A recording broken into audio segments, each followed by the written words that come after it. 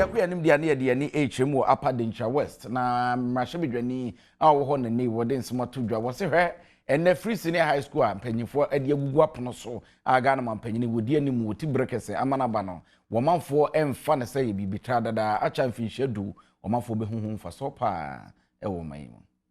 Adom TV kokro moti power eguso edi amayoku ahodo eti ehwe se ekwan ben na afiwe COVID-19 ebaaye no wo mo efa so eye campaign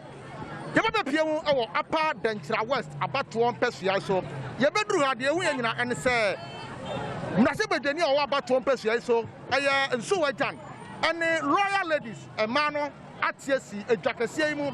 ene nipa wa ha edi nkomo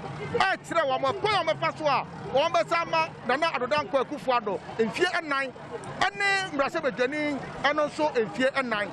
yekoi ne ni mrase bedani ni nkomo na yemisa ne tete adenti na de ejom na omo ewura eye campaign afie campaign no yese retail campaigning enya ade a yebobo dwakase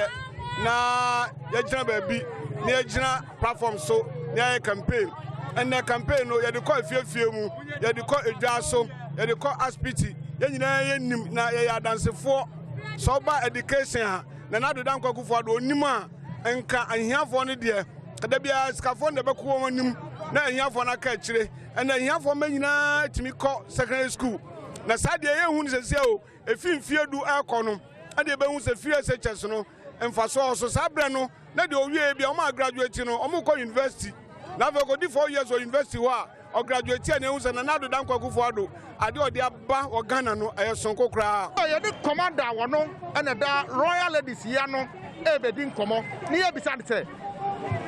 efaso ben ene wo so edema ema ewo na akufo ado aban emu